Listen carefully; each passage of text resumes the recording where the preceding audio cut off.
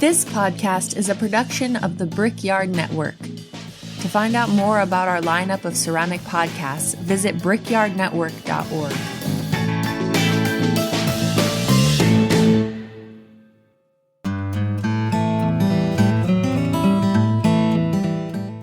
This episode is brought to you by Cornell Studio Supply, located in the gem city of Dayton, Ohio. Find all your pottery and ceramic sculpture equipment and supplies with the best customer service and world-class workshops. Join us for our upcoming Rocket Kiln Workshop with Lisa Orr, July 18th through the 20th, 2025. Visit CornellStudioSupply.com to sign up. Cornell Studio Supply, owned and operated for potters by potters. Today's episode is brought to you by the Michigan Ceramic Art Association, presenting Michigan Mud, May the 16th through the 17th in Kalamazoo, Michigan. Hosted by the Morian Ceramic Research Center at Western Michigan University, this year's conference will feature keynote presenters Kyungmin Park and Paul Briggs, alongside 23 other artists who will be giving lectures and demonstrations. Michigan Mud provides opportunities to learn from internationally renowned ceramic artists, connect with the clay community across the Great Lakes region, and experience ceramic art firsthand. You can register today at mitchclay.com or follow them on Instagram at MCAA_MICHclay.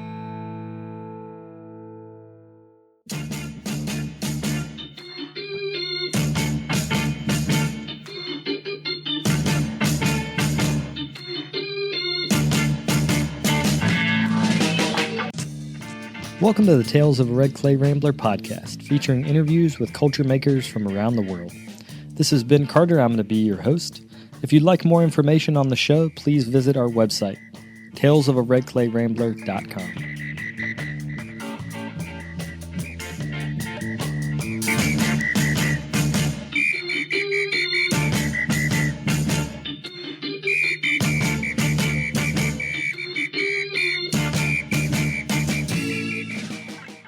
Welcome back to episode 544 of the podcast.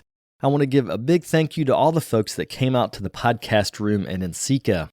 Each year, over the last 3 years, we've done the podcast room and we've gotten bigger and bigger rooms, and thankfully you guys have showed up. We filled up a 600-seat hall this year, which was quite an accomplishment, so thanks to everyone that came out. A few of those recordings will be available on this show in the upcoming months, and you can also hear some of those at the NCECA 360 podcast feed, which you can find on your favorite podcast app. Today on the show, I'm talking with MaryMar Keenan, who is the owner and lead designer of Clay, a small manufacturer of custom dinnerware in San Francisco. In this interview, we talk about her career path to entrepreneurship, working with chefs to design restaurantware, and increasing production when you have a limited amount of space, which is a major issue in downtown San Francisco where the studio is. If you'd like to see examples of the work, you can go to the website, that's mmclay.com. You can also follow them on Instagram. Before we get to today's interview, I wanted to mention that I'll be taking part in the Asparagus Valley Pottery Trail, where I'll be a guest of Lucy Fagella, April the 26th and 27th in Greenfield, Massachusetts. I'm also happy to be part of the first annual Princeton Pottery Festival, which is happening that next weekend, May the 3rd and 4th, at the Princeton Day School. Without further ado, we'll get to the interview.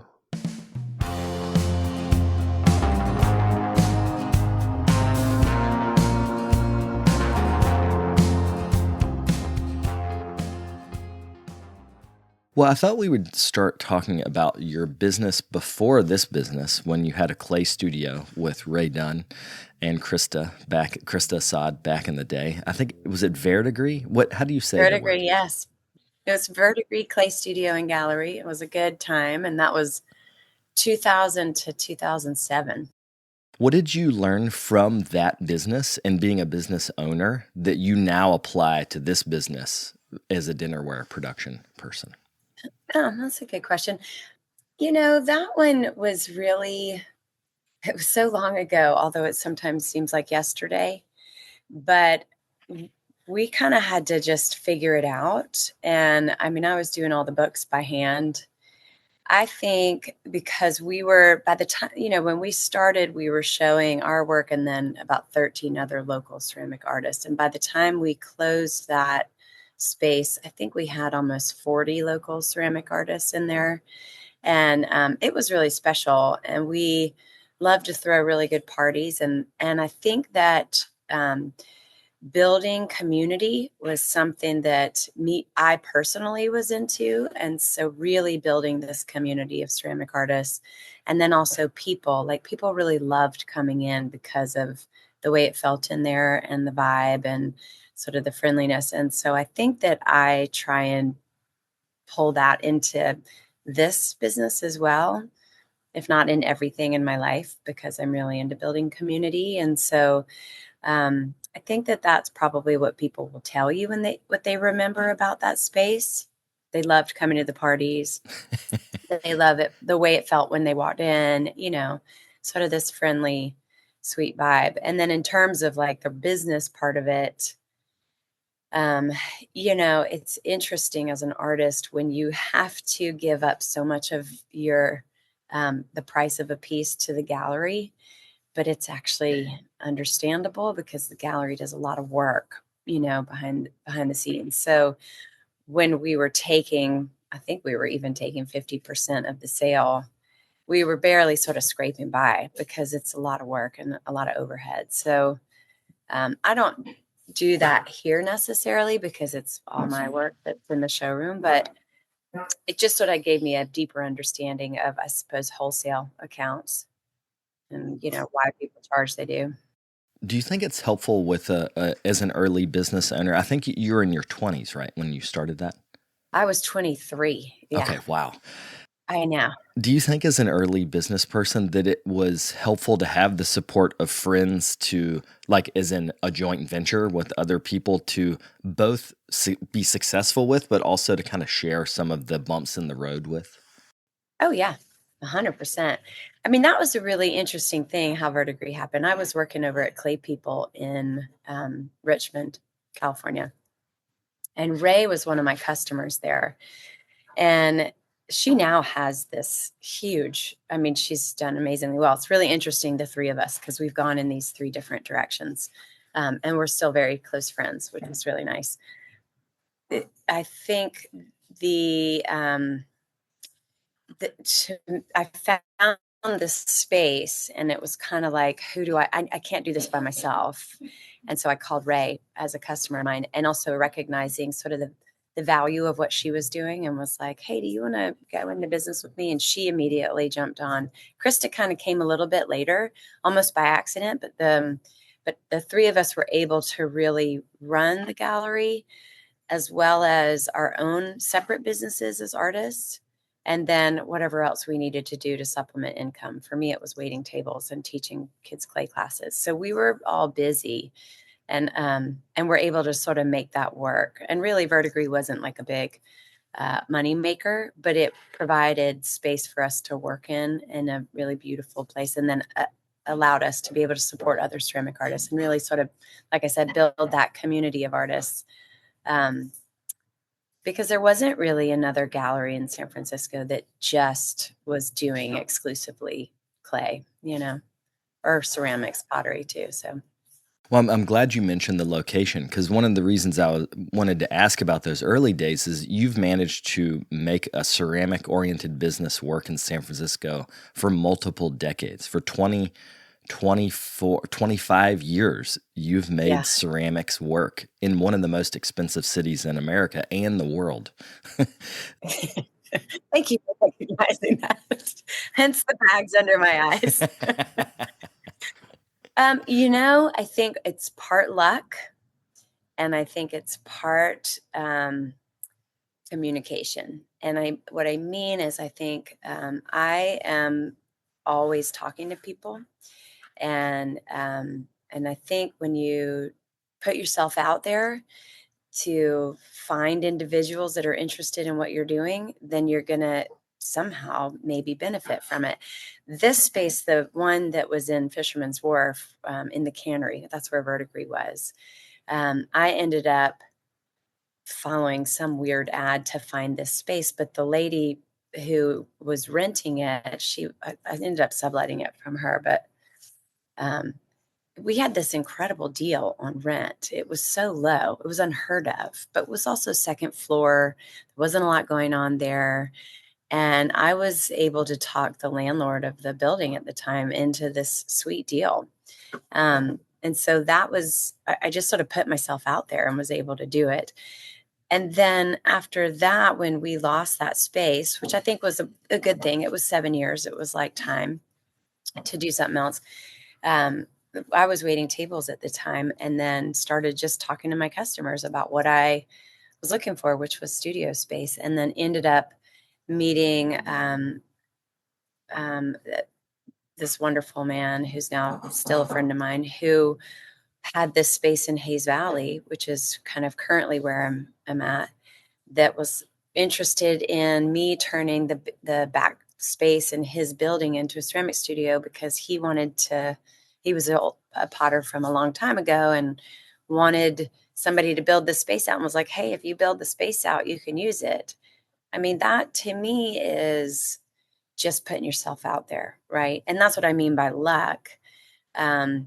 He ended up being, there's several people that have been in my life, which I call art angels, who are supportive of creatives. And in this city, it's important to find them, because making pottery, as you know, is not a tremendously lucrative business. And San Francisco, as you know, is very expensive. So I was really able to kind of, through conversation and meeting people, find what I needed to find so that I could sort of start to build my businesses. And it's just sort of happened that way. I've just been lucky, I suppose, and driven. That helps too. Yeah, well, that's what I was going to say. Lucky, but also you have a clarity of vision. So when I was researching you, what I noticed is like you're very specific. You're about that the business Clay makes dinnerware. Like it's about making dinnerware and lighting now, I guess I should say. Yeah. But dinnerware, and you've also collaborated with restaurants. So when the business got going in this version in 2015, you started a little bit later collaborating with local restaurants, San Francisco restaurants. And correct me if I'm wrong, but isn't your first line called Progress after the Progress restaurant collection? Yeah, correct. So again, that was sort of about being in the right place at the right time, and communication, and making connections with people, because the studio that I was in Hayes Valley, behind a coffee shop, it was behind Blue Bottle Coffee Shop. Stu Brioza, who's the chef from the Progress, turns out he used to be, he studied ceramics, as a lot of chefs do. And he just started working in the space with me. And I didn't know the caliber of chef that he was at the time. I knew we knew some mutual people. But then when he started building out the Progress, he started talking about what he wanted to do and his vision for it, which was to have all these local ceramics in it. And then he wanted to sell them out of there. And he had these grand ideas, which were wonderful. But having had owned a ceramic studio and gallery before, I was like, well, let me just go ahead and tell you what that involves. And so I wrote up this business plan for him, because I think what I have also that a lot of artists don't is this entrepreneurial like business mind. And it's not amazing, but it's definitely, it keeps me sort of hustling. So I ended up writing up this business proposal for him, and he just said, oh, why don't you just make all of the work for it? And I was like, oh, and it was funny. That was in between that time and Verdigris, I had another business called Purple Bird Designs, which was doing these custom baby plates, because I had decided to have children. And so I needed to keep my hands busy. So that was another little side business. And I was really ready for that to end. Not that it didn't bring people great joy. It did. And I can do cute very well, but it wasn't passionate work for me. And so I remember driving home after Stuart had said that. And I was like, this is the break that I need. And so, and I had 2 years to produce around 2,000 pieces for him. And because he said, well, the restaurant is going to take this long to open. And I needed to rework everything. I needed to change my clay body, my firing. I was cone 5 then. I moved to cone 10 just for durability. And then we really worked together I had to, make all these glazes and show them to him and make sure that they really work. So that line was specifically designed for his space and then his food as well. And so when I started really thinking about the space and the food, it shifted how I worked tremendously. And then I think I delivered the last box the day that they opened. Like it was a grind. Plus I had a 2-year-old and a 4-year-old at home. So that was a little tricky. But yeah, and that was sort of that took off because I rebranded and went from MaryMar Keenan ceramics to Clay, which was not quite as much of a mouthful, and really had this idea that this could be what I've been always trying to get towards, which is this like small production of tableware and being able to be in that restaurant because of the caliber of chef that Stuart is, and the attention and notoriety that he already had. It was just this perfect combination of a road to success. So it was awesome. And then that coupled with social media sort of made my business grow exponentially, which was awesome. Yeah, and we should say that the restaurant, I think they have a Michelin star. He's been nominated for James Beard Awards. Like people come to him. So Yeah. you have ceramics in a restaurant that's a hub in which people want to be there. And you're also an integral part of the ambiance of the place, because when they're looking down at the food, what they're seeing is you. Or they don't know it's you, but they're seeing what you guys make. So can you talk about aesthetically what you designed for that line and then how that has sort of shifted in the other 5 lines of work that you now make?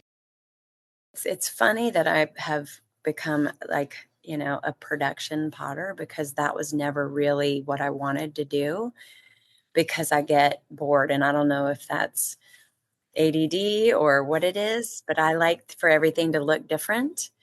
And so when I started thinking about the food on the plate, you want sort of a blank canvas, but the glaze, you want it to sort of complement it, right? And then I was putting the texture on the back, so it becomes like a surprise. And that's where I could get that really interesting detail on the back of the plate. And that's what people were really excited about, because I'm sure you do this too. You flip a plate over, you flip a bowl over and see what the other side looks like, and also maybe who made it. And so it became sort of like, okay, I'm going to create this canvas of interesting glazes, but I didn't want just one. So I developed 6 different glazes to work for this line.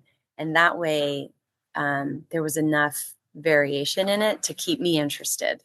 And then the same with the back. I decided not to put the same glaze on the back because I don't know, that's not how I work. So I've created a bit of a monster. Again, it's not really designed for production because there's so much intricacy involved in each piece. And then now we brush the glazes on because, that's just part of it. So I think what we're doing in terms of a business model of running a profitable like tableware business in production, I'm going against the grain. Let's just say that. And then in terms of the other lines, we use 3 different clay bodies in here because that just increases the palette. So the lines all are related. I call them cousins. They can work together. But because we use 3 different stonewares, the glaze is going to react differently to each one. And then the palette gets even bigger. Again, probably not the best business model for something that's going to be hugely profitable, but it keeps me interested. And, it's endless possibilities, basically. And we try and not offer those to everyone. But people will be like, can I just do this glaze on the back of this one? And I'm like, no, sorry, that's a whole nother SKU. I know. Well, let's talk about a made-to-order production system versus a system in which you might just make a ton of stock and have it sitting around. I noticed that made-to-order is something that y'all focus on. So how do you, as a business owner, think about timing when made-to-order is the mode of production? Well, our lead time, we say, is 8 to 10 weeks. And that's a hefty lead time, but that's how long it takes. And we don't, I think probably, and like I was just speaking about, because we're not just making 5 pieces in the same glaze or, 3 different glazes that we could just stock.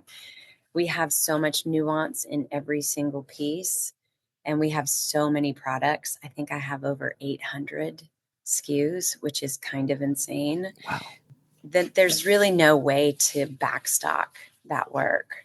And actually, because, we let the orders sort of guide us. And I have an amazing production manager. And so he resets what he calls the sheets every Monday, depending on what orders came in. And then our production sheets change. So we know what needs to be thrown, and we know, what needs to be made in slab, and then what press pieces we need. So it's like different. We have like a whole system really built around made to order because of how many pieces we offer.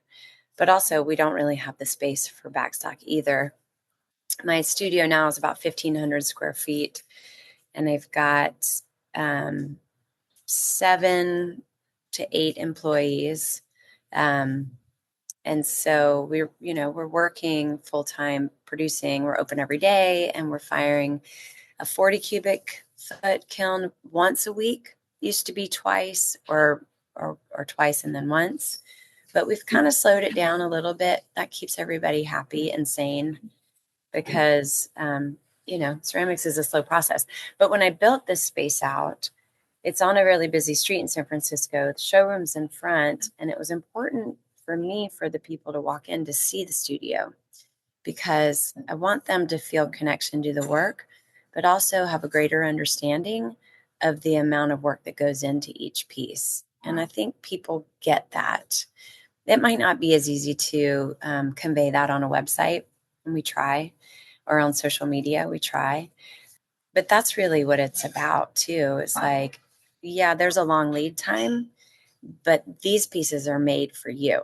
So I think that really people wait, and they appreciate it. They get a little impatient towards the 8-week mark, but then when they get it, they're happy. And our reorder is pretty high. People usually do. How do you scale up production when you don't have more physical space? Because as you mentioned, you're not in like a 5,000 square foot warehouse. You're in a relatively small studio space. So how do you increase production when you have the space limitation? Well, that is the question of the year. Actually, I've been working on that problem for a couple of years. And I mean, I really have. I have, sadly, but not so sadly, I love the space that we're in. I built it from the ground up. It was like an old pizza place. And I walked in, and it's dirt floors and this, shell of a building, which was great because I was like, we just need concrete and some walls and paint everything white, and we're good to go. It's really hard to find space in San Francisco that is not enormous. Like this is like a good 1,500 square foot warehouse almost, like right in the middle of the city. So I've been looking for more space, but I also am really tied to where we are because I grew this business in Hayes Valley, and I'm the vice president of the board of the Merchants Council, and like really am kind of committed to making this area thrive. Hayes Valley is a tricky place. There's a lot of characters around here, and we have to sort of stick together to make sure that our businesses are going to be safe and accessible, and the streets are going to be clean. But it's also sort of the hub of the city. So whereas I might find a more affordable spot in like South San Francisco or the East Bay even, I really am trying hard to keep the creative, artistic vibe alive within the small walls of the city, because so many artists have been run out because of the high prices. So again, still working on that question, and I will let you know when I figure it out. I think my staff, I sound like a broken record because I'm always like, oh, I went to go see this other space, but it's not right. But we're okay. I mean, next time you come to San Francisco, you'll have to come see what we do in here is surprisingly efficient for the small space that it is. And then there's the question of do I want to scale up, because that sort of takes the handmade aspect or handcrafted aspect a little bit out of it. And so in order to sort of keep things moving, that's where the hustle is. So I do a lot of events and workshops and just things where we can bring people in here for different reasons other than to just buy pottery, We'll be right back after a quick word from our sponsors. Today's episode is brought to you by the Rosenfield Collection of Functional Ceramic Art. The collection exists as an online resource for research and inspiration, featuring photos of over 4,000 objects made by over 1,000 artists. The images are high quality and can be used with no permission required, making them a great resource for students and teachers. To find out more, visit rosenfieldcollection.com. The Brake Clay business is your best source for Brakepoxy, a two-part moldable epoxy intended for post-firing repairs. Working like clay, it's easy to shape, texture, fill gaps, and recreate missing parts. Brakepoxy is sold in tan, white, and black base colors, and we also have a 9-color kit that will allow you to perfectly disguise your repair. To place your order, call us at 406-442-2521 or order online anytime at archiebrakeclay.com.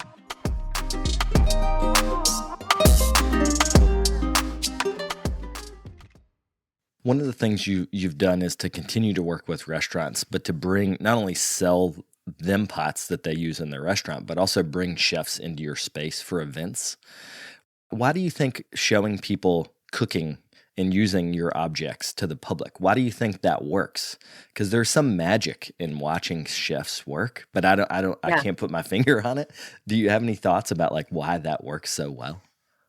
Yeah. I mean, I think it's why there's a lot of chefs that are ceramic artists, right? Or are really interested in pottery, because the vessel is like the canvas to their art.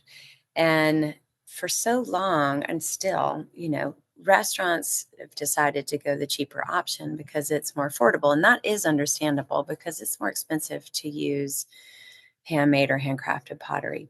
But the difference of the experience of the diner is like tenfold. I mean, it becomes elevated because the attention is not just on the food, it's on the presentation and the plate. So there's this farm to table movement that happened with the farmers.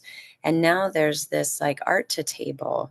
And it's kind of the same reason that restaurants spend so much time designing the inside of their space, right? Because you're trying to create this whole experience. So to ignore the plates doesn't make any sense to me. So there's a certain amount of a sales pitch that I give to these chefs or restaurateurs, which is like your diners are going to sit down. They're going to want to come back for the food, but they're also going to want to come back for the whole experience, because when the food looks good and is presented well and they see that you care about that, it just makes a difference. So I don't know if that answered your question or not. I feel like I could talk about all the different aspects of that for a really long time. There's like also similarity in the way chefs work and the way that potters work. We kind of doing it, or like bakers, or there's a lot of parallels there. recipes to follow and cooking and, firing. And so there's just so much. And I think that's why so many of the chefs that I work with become really close friends of mine.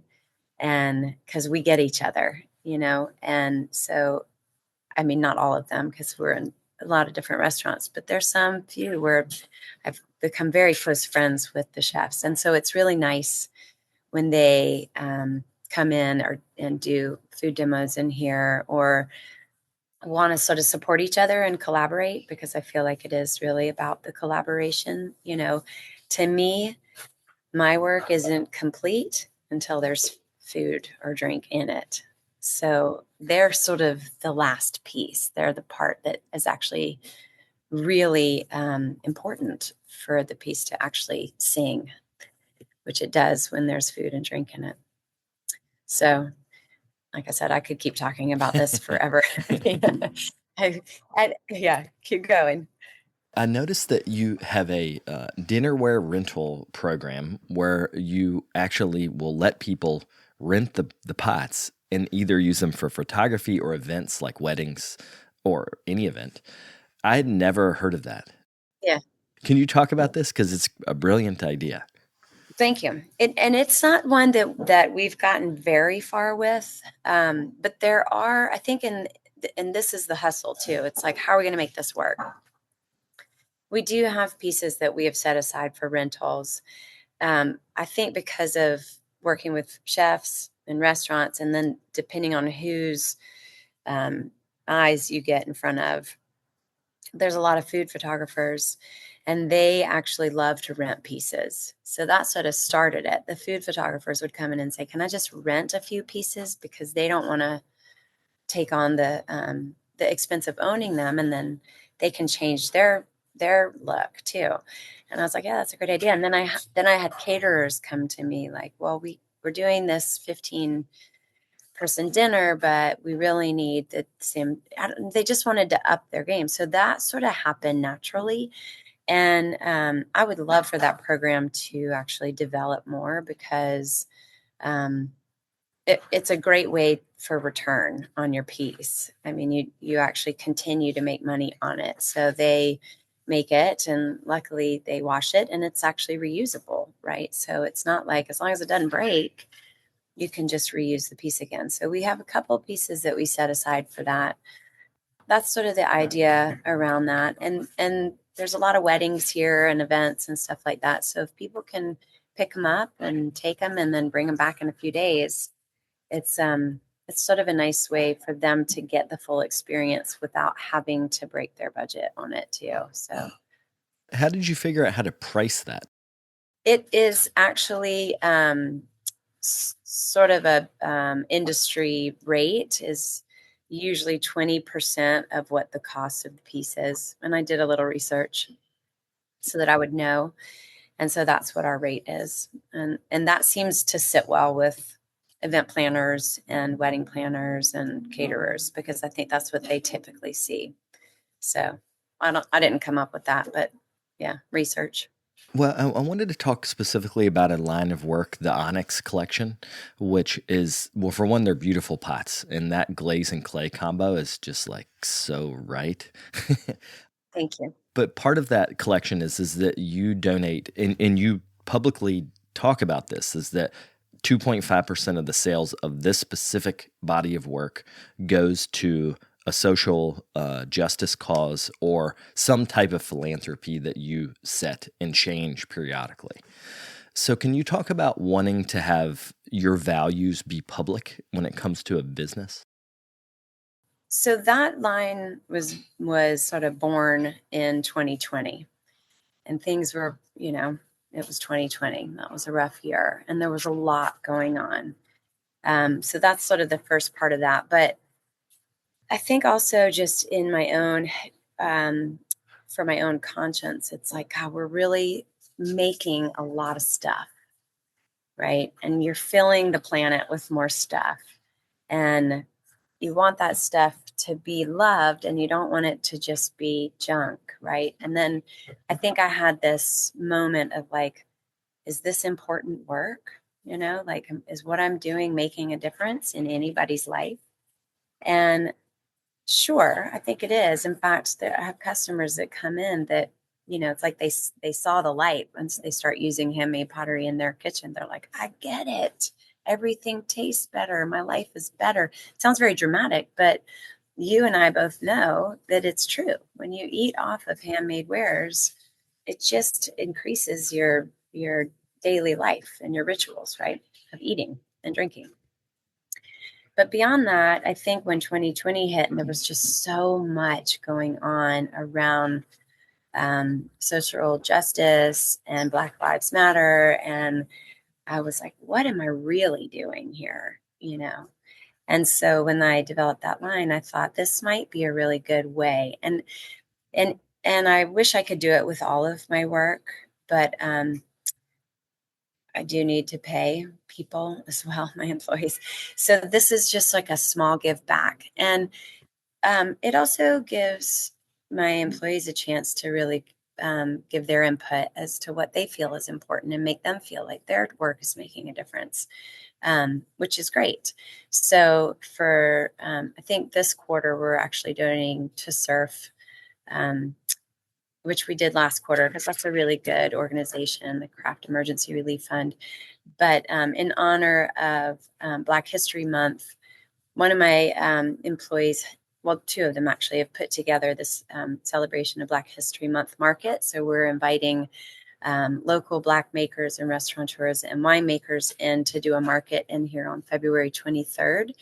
And then we're doing a raffle to raise money for the, I forgot what it's called, Black LA Alliance or something, which is actually going to be supporting the neighborhoods in around LA, Altamira, I think it's called, that where the Black neighborhoods have just burned. And that's really important. So we'll be donating back to that for Q2. And I know that is sitting well with my employees and hopefully with everyone else, because it's just it's kind of an easy way to make a little bit of money. Just take that 2.5% of sales of Onyx and donate back. So and then we keep a list of what we do, and we make it public so that people feel good, and not necessarily to encourage sales, but just to let people know that their money is actually going somewhere good too. So I don't know if it really makes a difference in how people shop, but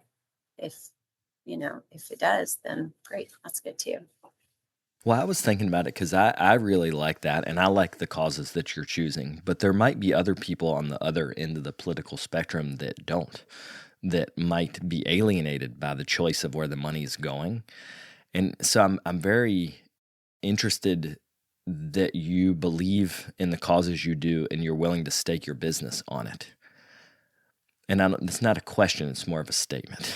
Well, yeah, and I mean, I hear that. Mm-hmm.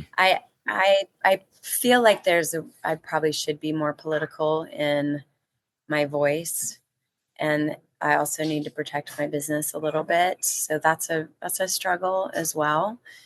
But by doing this, I feel like my voice is heard. And if people choose to not support my business because they feel strongly the other way, then that's their prerogative. I feel like we all need to stand up probably a little bit more than we are. And I know that that's a goal of mine, but this is one way of kind of having a voice in there that is not overly in your face, but I think expresses the values of my business and those that work here. We're all pretty in line with each other politically and how we feel about things. And supporting social justice causes right now more than ever is important. So yes, thank you for saying that, I suppose. And I'll continue to try and do better. Well, I wanted to end talking about San Francisco. You've been there long enough to see it change multiple times. I mean, it's kind of a boom or bust city that reinvents itself every 10 years or however often. So can you talk a little bit about how you've seen San Francisco evolve in the last 25 years? Yeah, it's been quite an interesting ride. And I think that goes back to me really being stubborn about leaving. because I've watched so many people leave, because it is a boom or bust situation. And even some employees that I'll bring in, well, when I'm hiring people, they'll come in from Montana or the East Coast, and I'll be like, I'm only paying this much. It's a very expensive city. No, we can make it work. And there's been a few that have lasted a few months, and they're like, I can't do this. The city's too hard. It is hard. You get a parking ticket outside and it takes your wages for the entire day, and that's just one example. It's just an expensive city. And I think that when I moved here, it was in 96. So the .com boom happened. And that was crazy time. Great time to be waiting tables, actually, because there was just money flying everywhere. It's been through a lot. And now we're in this sort of AI boom that's happening. And there's a lot of tech around. And what's been most interesting to me, and I don't know if you feel this in New Jersey or New York, but because of how techy everything is, the interest in clay is huge. Like it's kind of making it almost like it's like big debut. So everybody wants to get their hands in it. I think they're stuck on their computers a lot and are looking at screens, and they want to really feel more down to earth. And I think that was actually coming from pandemic too. I think clay had a big boom right after that. And since then in San Francisco, there are now like 20 teaching studios, clay studios. Wow. Yeah, they're like everywhere. And I'm like, wow, this is crazy. So what we get is a lot of people that walk in asking for classes. Everybody wants to take a class. And, that's part of the hustle too, is do we just offer classes? I mean, we're not really set up like a classroom, but I have started doing it because to me, it's an opportunity to get people in. It's sort of a sewing circle situation. People get to know each other. It feels very down to earth. We don't do the typical class where you come in for once a week or for 6 weeks. Like, I don't have the space to do that, but they're more like experiences. You come in, I'll teach you, one thing. You can kind of make whatever you want to, and we're all here to support. It's 3 hours, and then you can leave. And people get so much out of it. And I think it's about connecting and being able to escape their life for a minute of tech. And that just goes back to the San Francisco question and how it's changed. I think that people really are wanting to find more down to earth experiences that they can really sink their teeth into or their fingernails into. And I think San Francisco is beautiful. It's a gorgeous city. The weather, as much as people complain about it, is actually perfect. And the people are great and creative and open, which is nice. And I think that's what draws me to it so much. The food is amazing. The art is amazing. So there's just so much here to offer. It's like the best property. The scenery is incredible. So you get what you pay for, I think. And and again, I'm trying so hard to keep it here. I can't say that I'll be in San Francisco forever, but I'm trying to keep this business here because I feel like San Francisco needs it and people appreciate it. To wrap up, can you plug your website and social media? Social media is mmclay_ceramics. And that is where we share mostly reels and stories about what's going on in here. We do some just regular still posts, but we're trying to sort of get people to understand the importance of handmade through our social media. And then our website is simple. It's just mmclay.com. And our events page is on there if people are interested in the workshop experiences that we are offering this year. We're going to be releasing those, I think, next week, but I'm working with some really amazing chefs, and we'll be making work in here and then going to the restaurant to plate the food. And it's going to be really fun. So. Oh, that sounds awesome. I wish I was closer because I would love to do that. Well, it's a good reason for a trip, Ben. Yeah, for sure. Well, it was good to see you. Thanks for doing this. Yeah, absolutely. Thank you.